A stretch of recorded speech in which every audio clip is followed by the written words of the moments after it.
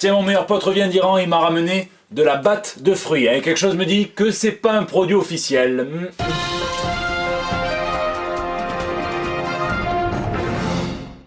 Ils ont foutu le logo sur les biceps, putain c'est des génies les types, c'est des génies, là la Warner elle peut pas lutter. Semaine exceptionnelle, puisque lundi soir c'était le Sculpture au point, l'émission Sculpture et Pop Culture spéciale Bogotier de Kermoal, et l'acteur nous faisait le plaisir d'être avec nous, ça se passait pas en live sur ma chaîne parce que voilà, YouTube m'a confondu avec une piste de bowling et j'étais striké depuis le lion barbare de Bruno Bessadi. Du coup, je vous ai quand même tourné une petite vidéo exclusive, pas un extrait du Sculpture au point, ça sort vendredi sur la chaîne et voilà, j'ai présenté à Beau 5 comics en fonction de sa vie, donc voilà, vous verrez s'il valide ou pas vendredi sur la chaîne. Et sinon, ici votre fidèle commis, et c'est le 186e JT Comics, et tout de suite on passe aux news de la semaine.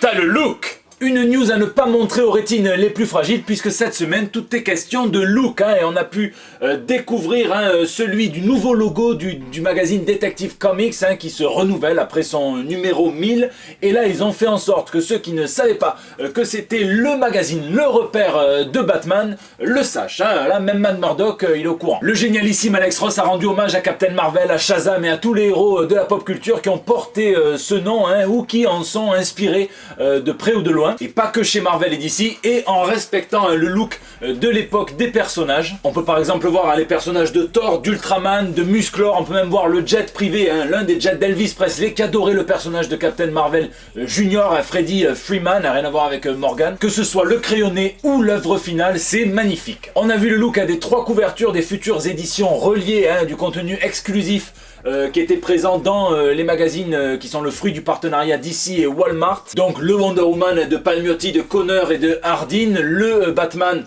de Brian Bendis et de Nick Derrington, et le Superman de Tom King et de Andy Kubert. Ça sent de plus en plus la sortie française cette affaire, je vous le dis. Tiens, qui veut lire la biographie du Père Noël ici? A priori pas grand monde, surtout pas moi, sauf si elle est racontée par Grant Morrison dans l'excellent Klaus, ou si elle est illustrée par Monsieur Bill Sienkiewicz. Ça s'appelle Santa My Life and Time, c'est chez Titan Comics par Jared Green, qui se chargera de raconter la version inédite de la vie de Papa Noël par lui-même. Le truc, ça fera une page, une phrase, je n'existe pas, avec un gros doigt d'honneur illustré par Bill Sienkiewicz. Non, je rigole, mais je serais prêt en tout cas à acheter un comics comme ça, comme je serais prêt à acheter ce comics, parce que Bill Sienkiewicz, ça reste quand même un pur cassage de rétine. Et on a vu le look de Stargirl, donc l'adaptation sur la plateforme DC Universe de la super-héroïne, qui sera incarnée donc par Breck Basinger, et donc qui rejoindra la Société de Justice d'Amérique et le club de Quidditch apparemment, on vient trouver à s'amuser quand on botte pas le cul des méchants. B-Day. Ça y est, Batman a fêté ses 80 ans, un âge où on peut enfin se pisser dessus sans qu'on en fasse toute une affaire, mais pas dans son année 1, comme on peut le voir dans ce Vous souvenez-vous. Et ça a ouvert toute une saison de festivités en rapport avec le Chevalier Noir qui se prolongeront jusque fin septembre, et il y a par exemple cette image exclusive qui rassemble un petit peu tous les médias qui a été faite par Admira Wijaya, ou encore des événements et ce truc d'escroc qui tourne, que j'entends parler depuis quelques semaines. DC organiserait un lâcher d'1,5 million de chauves-souris à Austin. Ça ressemble au début d'un film d'horreur ou d'un épisode de Rick et Morty, enfin ça ressemble à un truc qui doit tourner mal, comme on dit sur YouTube. Et imaginez, même s'il y a 1% de ces chauves-souris qui décident de se soulager en plein air, tu reçois 15 000 merdes sur la gueule. Mais la vraie question, c'était comment ça s'organise tout ça. Est-ce qu'ils mènent 1,5 million de chauves-souris et qu'ils les relâchent comme ça de la captivité vers le monde sauvage? Est-ce qu'il s'agit d'animatroniques? Est-ce que moi j'ai pensé que c'était des petites chauves-souris en papier, que c'était une blague? Et en fait c'est très simple, vous allez voir, c'est des escrocs, puisqu'il existe déjà à Austin depuis des années un pont qui abrite une colonie de chauves-souris dont le nombre est estimé à environ 1,5 million, parce qu'il n'y a pas un connard qui a compté. Elles sortent toutes avant le coucher du soleil, et donc d'ici a dit bim, on va faire un événement. Un petit peu comme si moi je vous disais, pour fêter le 186e JT Comics, j'invite tous mes téléspectateurs à sortir samedi dans la rue avec un gilet jaune, en mode Wally West, voilà, des escrocs. Bon, sinon un musée de la Comic Con va ouvrir à San Diego pour promouvoir le comics et tous ses dérivés. Il y aura un Hall of Fame, donc ce qu'on appelle un panthéon, un couloir de la renommée, et Batman sera le premier super-héros à y être introduit, l'avant-gardiste, avant Superman, avant Flash, qui c'est le plus rapide. Ça se passera le 17 juillet prochain lors d'une cérémonie de levée de fonds, il y aura plein d'objets reliés à Batman mis en vente. Et en parlant de levée de fonds, Lego organise une collecte d'argent de tous les geeks n'ayant pas la force de caractère nécessaire pour résister à ces 6-7 Lego. Il y en a que 6 de 7, je me comprends. Réalisé spécialement à l'occasion de l'anniversaire de la chauve-souris, genre moi quoi. Ce qui est cool, c'est qu'il y en a pour tous les âges, pour tous les goûts et pour toutes les bourses, avec des sets plus ou moins gros et plus ou moins complexe à monter, et donc tout le monde pourra se faire plaisir à partir du 1er août prochain. Puis on arrive à la fin, le Batman Day, le 21 septembre prochain, plusieurs villes, plusieurs capitales illumineront leur ciel d'un bat signal, un vrai bat signal, et moi j'aurais bien aimé, Paris va le faire, j'aurais bien aimé que ça se passe à Marseille, avec un cosplayer qui risque sa vie à côté de la bonne mère. Ça aurait eu une autre gueule. Je vous laisse me dire ce que vous en pensez. Thanos. Quand on fait rimer théorie de fan avec théorie de trou du cul, ça donne Thanos, puisque vous le savez, chaque jour, des milliers de fans imaginent et élaborent des théories sur ce qu'il pourrait se passer dans leur film de super-héros préféré, et l'attente entre les deux Avengers 3, Infinity War et Endgame, est très propice à la spéculation. Spéculation. Alors d'habitude j'adore ça, les fan théories, j'aime bien quand ils se creusent la tête, quand ils se capillotractent pour essayer vraiment de trouver un moyen de s'en sortir et de faire revivre Spider-Man alors que le type il est déjà en train de bouffer des glaces à Venise, enfin, ou n'importe quel héros qui a été réduit en poussière par Thanos. Mais là je suis tombé sur une théorie qui va, si je puis dire, au fond des choses et qui pourrait illustrer ce que ça donnerait si Kevin Smith était fan de Thanos et de Ant-Man et qu'il écrivait un comics sur les deux personnages. En gros, Ant-Man se démerde pour revenir face à Thanos et puis se remerde pour rentrer dans ses fesses avant de se retransformer en Giant Man et le faire exploser littéralement de l'intérieur. Un petit peu comme quand tu as bouffé un tacos pas très frais. Voilà, imagine, tu as attendu 10 ans de MCU, tu as fait la queue, tu as payé 68 € la place et les popcorn en IMAX en 3D pour voir un suppositoire Ant-Man défoncer celui qu'on te présente depuis des années comme le grand méchant Thanos du MCU. Je crois que ça arrache même le cul à Josh Brolin. Putain les fans, putain!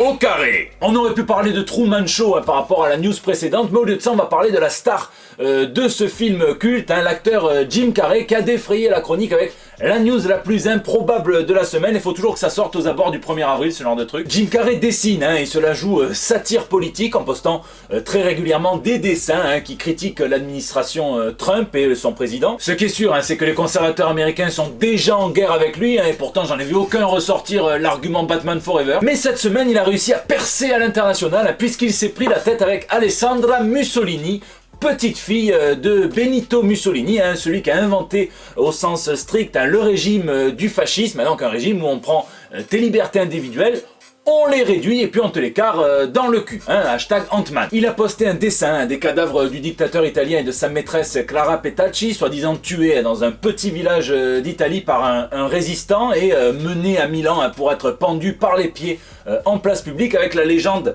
suivante: si vous vous demandez ce à quoi mène le fascisme, demandez à Benito Mussolini et sa maîtresse Claretta. Et la petite fille de Mussolini qui fait de la politique, fallait quand même oser, elle est affiliée au parti de Berlusconi, Forza Italia, lui a répondu sur Twitter, l'a traité de connard avant de rappeler à l'américain les horreurs de son propre pays, de Rosa Parks jusqu'à la bombe atomique, en passant par le traitement de ceux que l'on appelle les Amérindiens, enfin les premiers habitants de l'Amérique. Et j'ai trouvé ça assez touchant que cette députée européenne déplore ces horreurs, puisque quand on fouille un petit peu, on découvre par exemple que son mari a été reconnu coupable de se payer des prostituées mineures, pas leur métier, leur âge, à 14 et 15 ans, et qu'elle avait répondu aussi, par exemple, à une députée transsexuelle qui s'appelle Vladimir Luxuria, qui l'accusait de fascisme, qu'il valait mieux être fasciste que pédé. Le plus étonnant, c'est qu'elle ne semble pas avoir compris que Jim Carrey se servait de ce qui s'est passé à 80 ans en Italie pour sûrement critiquer ce qui arrive en ce moment aux États-Unis et un petit peu ailleurs dans le monde. Elle s'est direct lancée dans un top chef des atrocités, comme quoi les chiens bruns et noirs ne font pas des chats. Priorité au direct, on me dit dans l'oreillette qu'un dernier teaser de Endgame est sorti et qu'on y entend Tony Stark parler de confiance à Steve Rogers, la preuve qu'il n'a pas dû lire la Civil War. Et je laisse le soin à Jarvis de lui montrer ce vous souvenez-vous pour lui rappeler à quel point il a été un parfait connard. Lisez, moi cette semaine j'ai lu le détective comics numéro 1000, mais juste l'histoire de véridique, juste l'histoire de Kevin Smith, parce que voilà, je voulais voir, voilà, c'est mon meilleur ennemi. Alors c'est toujours mieux que Cacophony, que The Widening Gyre, mais moi j'y arrive pas, c'est un petit peu balourd quoi, c'est un bel hommage, mais c'est lourd, au bout d'un moment il y a des jeux de mots à chaque case. Bon, heureusement que je me suis de suite après régalé à rattraper avec mon chouchou Donny Cates, Dylan Burnett, le Cosmic Ghost Rider, la suite donc du run de Cates sur Thanos. C'est fun, c'est bien dessiné, c'est un brin métafictionnel puisqu'on parle de ce statu quo permanent. Le Cosmic Ghost Rider revient dans le temps, il veut tuer le bébé Thanos, mais il a quand même un petit cœur qui bat sous cette armure, il n'arrive pas, donc il se demande s'il peut le réformer grâce à une autre forme d'éducation. Mais bon, quand on voit la gueule et le passé du type, je suis pas sûr que ça soit la meilleure des nounous. Donc je vous le conseille, c'est tout mignon, et ceux qui ont besoin d'une autre dose pourront se réfugier sur Interceptor par le même couple créatif, Donny Cates et Dylan Burnett. Donc c'est leur récit de jeunesse, même si ils sont pas très vieux tous les deux. L'humanité qui s'est fait grand remplacer par des vampires, qui s'est exilé, qui revient sur Terre pour essayer de se réapproprier un petit peu les lieux en cassant du vampire, ce soldat-là.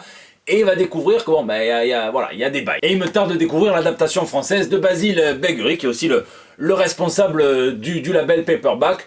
Du lourd. C'est la fin de ce JT, j'espère qu'il vous a plu. N'hésitez pas à me le dire dans les commentaires sur YouTube où je réponds à chacun d'entre vous, sur les réseaux sociaux aussi, sur Facebook, sur Instagram, sur Twitter, où vous pouvez aussi me laisser vos petits messages pour le bandeau. Je remercie énormément tous ceux qui veulent m'aider. Voilà, je sais que vous m'envoyez des messages, vous mettez des pouces bleus, vous commentez, enfin voilà, vous êtes gentils tout plein. Donc je vous donne rendez-vous vendredi pour une toute nouvelle vidéo inédite et la semaine prochaine pour des nouvelles toutes fraîches. On exclut des nouvelles images d'Avengers Endgame. Tu me fais confiance? Ah non, vraiment pas, non. Je vais pas te serrer la main, c'est dégueulasse, non mais... Par contre, restez un petit peu, il y a mon pote qui va venir rechercher son armure, je pense qu'il faut que vous vous rencontriez.